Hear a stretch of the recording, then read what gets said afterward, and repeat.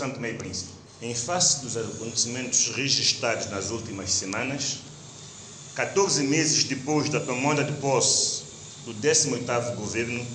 formado pela ADI e liderado pela quarta vez pelo Sr. Patrício Trovoada, podemos afirmar solenemente que o país bateu no fundo. Pela primeira vez na nossa história, um governo não consegue concluir as negociações e assinar o programa de facilitação de crédito alargado com o FMI, mas mesmo assim deposita na Assembleia Nacional,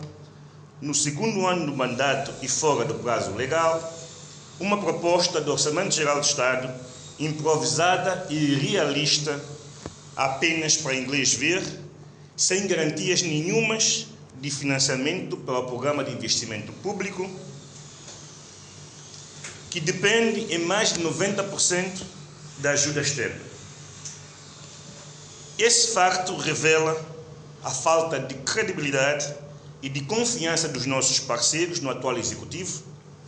fruto das trapalhadas que têm feito, das negociatas de acordos obscuros que têm assinado ao arrepio das leis da República e dos compromissos internacionais, como é o caso do célebre acordo de 30 milhões de dólares com o Afreximbank, com taxas de juros acima de 6%, que nem passou pela Assembleia Nacional para aprovação e cujo texto não foi sequer publicado no Diário da República.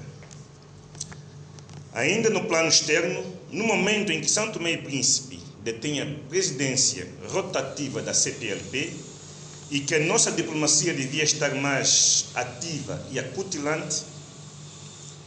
no sentido de encontrar saídas viáveis para esta crise, o país continua há mais de 6 meses com um ministro dos Negócios Estrangeiros em part-time, com os restantes ministros apenas a fazerem figura de corpo presente e de paus mandados, e mesmo com as recentes demissões do ministro das Infraestruturas e Recursos Naturais, do secretário-geral do Ministério dos Negócios Estrangeiros e do diretor do Orçamento, a propalada remodelação governamental não sai da gaveta, o que revela a dificuldade que o primeiro-ministro tem encontrado para convencer pessoas sérias a embarcarem neste comboio desgovernado e sem rumo. Por outro lado, com o atual governo, a corrupção, a gestão danosa e a dilapidação dos bens públicos chegaram a um nível de excelência, numa lógica de safa-se quem puder, com demonstração desavergonhada de riquezas no exterior de vários membros da elite do ADI, a começar pelo seu presidente, com viagens de luxos retratadas nas redes sociais, compra de viaturas novas e construção de mansões em zonas nobres do país. Assim, e porque é visível esta falta de seriedade, os recentes contratos e acordos assinados sobre o fornecimento de serviços, gestão e operação de 3 empresas públicas mais importantes do país, nomeadamente a EMAI, a ENAPOR e a ENASA, revelam total falta de transparência na gestão da coisa pública,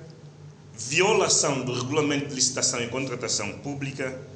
e indícios claros de abuso de poder e prevaricação, com o silêncio incompreensível do Tribunal de Contas. Agora entendemos a pressa demonstrada pelo atual governo na alteração da lei orgânica deste tribunal e pressão camuflada exercida para a substituição intempestiva do seu antigo presidente. Estava tudo previamente planeado.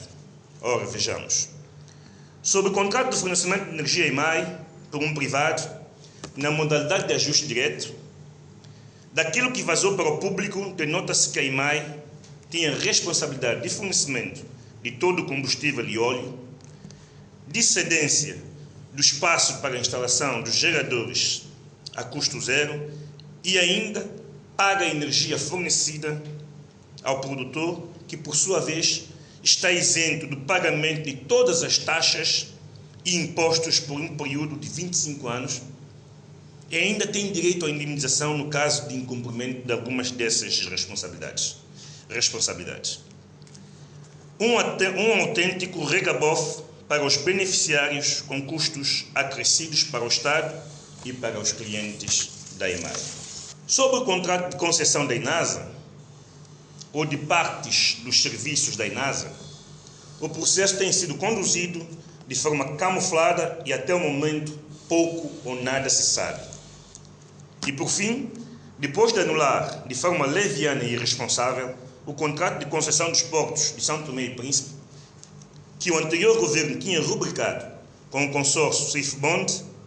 cumprindo todos os requisitos e passado por todas as etapas previstas nas leis da República,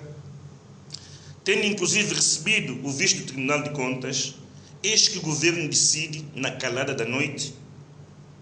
e de forma improvisada, assinar um acordo de gestão operacional da Enapor com a AGL, com cláusulas altamente penalizadoras para o Estado e para os interesses dos trabalhadores, sem ouvir ou informar nenhuma das partes envolvidas ou autoridades competentes, inclusive o governo regional de Príncipe, que tanto reclamou do anterior governo e que agora tem se mantido convenientemente em silêncio sobre este e sobre todos os assuntos importantes que dizem respeito à ilha irmã do Príncipe. Como cereja no topo do bolo, o governo ainda teve o desplante de incluir o nome do senhor Presidente da República no corpo do referido contrato como um dos supostos avalistas desta decisão. A verdade é que, em resultado do barulho suscitado por alguma franja da sociedade, da reação do senhor Presidente da República e da pressão do sindicato da Enapor, numa primeira fase, o governo anunciou que iria reavaliar o contrato e agora, depois da demissão do ministro da tutela, parece haver uma decisão de anulação do referido contrato. Tendo o senhor primeiro-ministro, que manda em todos e controla tudo, numa clara tentativa de sacudir a água do seu capote, anunciando numa reunião com o sindicato da Enapor que o culpado de tudo é o coitado ministro demissionário que incluiu algumas cláusulas no contrato que não eram do seu conhecimento. Conversa para boi dormir, como diz o povo. Para complementar todo esse cenário dramático, que por si só já era grave, fomos surpreendidos na semana passada pela ação de um grupo de bombeiros que decidiu invadir as instalações do Ministério Público, em total desrespeito pelas normas e instituições de um Estado de Direito democrático, para resgatar dois companheiros seus que estavam detidos como suspeitos no âmbito de uma investigação sobre o assassinato de uma cidadã ocorrido há cerca de 2 semanas, perto das instalações dos bombeiros de Água Grande. Embora tal ação mereça o nosso total repúdio e veemente condenação,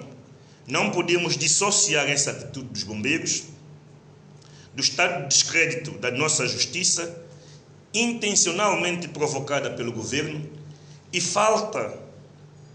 da falta crônica de autoridade do Estado que prevalece no nosso país, tomando como exemplo o tratamento privilegiado que tem sido dado aos militares que torturaram e assassinaram 4 cidadãos no quartel-general das Forças Armadas em 25 de novembro de 2022, cujo processo de julgamento continua ainda em banho-maria, 1 mês e meio depois da tomada de posse dos juízes do Tribunal Militar, que ainda nem sequer entrou formalmente em funcionamento. Embora o governo, desta vez, tenha tomado as medidas que se impunham, demitiu de imediato o comandante e vice-comandante do Serviço de Proteção Civil e Bombeiros e mandado instaurar um inquérito urgente para o apuramento dos factos dos respectivos responsáveis, não podemos deixar de sublinhar as declarações infelizes em contramão do Ministro da Defesa e Ordem Interna, que, de forma irresponsável, classificou este ato como pequeno acidente. Assim vai a República e assim falam e agem os dirigentes da República. Como sublinhamos no início, o país bateu no fundo. Estamos a viver 14 meses de uma governação completamente falhada e incompetente, sem visão, sem rumo, sem planeamento, objetivos definidos. Os ministros agem de improviso, sem coordenação e sem saber o que fazer. O primeiro-ministro encontra-se desnorteado e a prometida solução tem sido constantemente adiada, com promessas vazias de desculpas esfarapadas para tentar justificar o notório insucesso. Mesmo assim, o primeiro-ministro continua a consolidar a sua carreira como caixeiro viajante e a gastar as poucas divisas do país em viagens inúteis, sem dar satisfações a ninguém, subjugando e subalternizando todos os outros órgãos de soberania numa atitude ditatorial e totalitária. 14 meses depois, o atual governo nada tem de concreto para apresentar, a não ser as obras e projetos de continuidade herdados do governo anterior. O país está parado e doente. Há um claro mal-estar entre o Presidente da República e o chefe do governo, em razão dos constantes atos de deslealdade institucional do Primeiro-Ministro. A comunicação social estatal continua amordaçada, condicionada e aprisionada, a sociedade civil acobardada e silenciada, o custo de vida continua a subir, os produtos de cesta básica continuam com preços incomportáveis, a inflação continua descontrolada, as reservas internacionais líquidas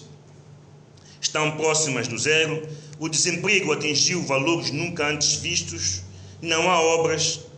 não há empregos, não há projetos concretos, mesmo aqueles que já tinham financiamento garantidos, até hoje não avançaram, como as pontes de Lembá e requalificação da Marginal. Não há investimento direto estrangeiro, as empresas de construção civil estão a caminhar para a falência técnica, as casas comerciais enfrentam dificuldades extremas para garantir a importação dos produtos de consumo, e a saída que muitos santomenses encontraram é abandonar o país, vendendo todos os seus bens e de seus familiares. Diante de tudo isto, o MSTP-PSD, como partido responsável e do arco da governação, apela ao senhor Presidente da República para estar atento, mais interventivo e assumir de uma vez por todas o seu papel de mais alto magistrado da nação e de garante do regular funcionamento das instituições em defesa dos superiores interesses do povo santomense. Aproveitamos a ocasião para desejar, dentro dos possíveis, um ano novo próspero a todos os santomenses e informar que mesmo numa fase de reorganização interna, o MSTP-PSD nunca estará de costas voltadas para o povo e não abdicará das suas responsabilidades enquanto maior partido da oposição neste momento. A luta continua e juntos conseguimos. Muito obrigado.